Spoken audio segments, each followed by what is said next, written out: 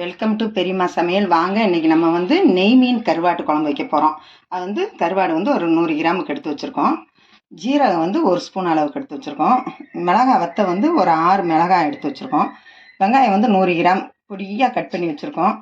சின்ன வெங்காயம், தக்காளி ஒரு சின்ன பழம், அவ்வளோதான். இப்போ இந்த ஜீரகத்தையும் இந்த காஞ்ச மிளகாயத்தை நம்ம அரைச்சிக்கிட்டு எப்படி செய்யணும் உங்களுக்கு காட்டுறேன். இப்போ இதை அரைச்சி எடுத்துக்கிட்டோம். இப்போ அடுப்பு பற்ற வச்சு சட்டி காயுது. இப்போ எண்ணெய் ஊற்றிக்கலாம். நல்லெண்ணெய் ஊற்றினா டேஸ்ட்டாக இருக்கும். ஆனால் நல்லெண்ணெய் என்கிட்ட இல்லை, அதனால் நான் கடலெண்ணெய் ஊற்றிக்கிறேன். இது நல்ல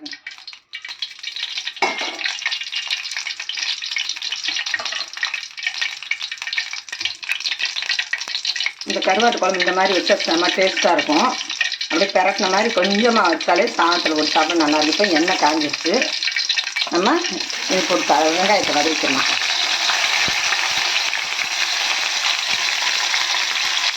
இந்த அளவுக்கு வதங்கினா போதும். இப்போ தக்காளி சேர்த்துக்கிடுங்க. ஒரே ஒரு குட்டி பழம் போடுங்க, ரொம்ப போடக்கூடாது. தக்காளி போட்டால் டேஸ்ட் இருக்காது, அதனால் சின்ன தக்காளி.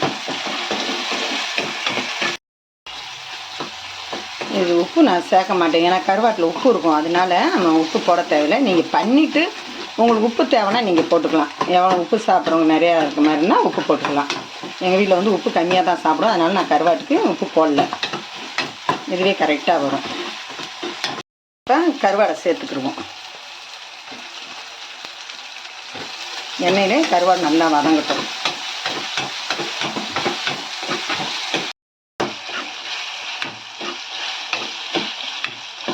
நல்லா வதங்கட்டும். அப்படியே நம்ம மசாலையும் சேர்த்துக்கலாம். மஞ்சத்தூள் ஒரு 1/2 ஸ்பூன் அளவு போட்டுக்கலாம். சின்ன ஸ்பூன் தான், அதனால் 1 ஸ்பூன் போட்டுக்கேன். மஞ்சத்தூள் போட்டாச்சு. இப்போ நம்ம ஜீரகமும் காஞ்ச மிளகாயை அரைச்சி வச்சுருக்கோமா, அதையும் ஊற்றிக்கலாம். வத்தலை அவ்வளோதான். இது தண்ணி ஊற்றோன்னா ஒன்றும் வேணாம். இதிலே பரண்டு நல்லா கொதிச்சிடும். இந்த மிக்சியை மட்டும் கொஞ்சம் அலசி ஊற்றிக்கலாம். இல்லைங்களா? செம்ம வாசனை, நல்லா வாடை வருது. இப்போ சிம்மில் வச்சுருவோம். அந்த எண்ணெய் பிரிஞ்சு நல்லா கருவாடு காஞ்சி வரட்டும். அப்போ அவ்வளோ டேஸ்ட்டாக இருக்கும். நீங்கள் இதை வச்சிங்கன்னா 2 நாளைக்கு கூட வச்சுக்கலாம். கொஞ்சம் கொஞ்சம் போட்டு சாப்பிடும்போது நல்லாயிருக்கும். வந்துருச்சு. இன்னும் ஒரு 2 நிமிஷம் நம்ம நிப்பாட்டிக்கலாம். நல்லா கட்டியாக வந்துருச்சு. இந்த அளவுக்கு இருந்தாலே தொக்கு மாதிரி இருக்கும். கருவாட்டு தொக்கு டேஸ்ட்டாக இருக்கும். இன்னும் ஒரு 2 நிமிஷம் அப்படியே நிப்பாட்டிக்கலாம். திருவோம். மணக்க மணக்க கருவாடு ரெடி.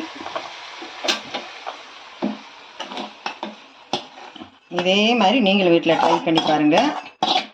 இந்த வீடியோவுக்கு ஒரு லைக் போட்டுருங்க. பெரியம்மா சமையலுக்கு ஒரு சப்ஸ்கிரைப் போட்டுருங்க.